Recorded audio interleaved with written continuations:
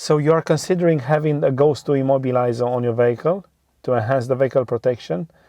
But how exactly does it work in real life? Well, we have this Audi e-tron installed with this system, and we're going to demonstrate exactly how it operates.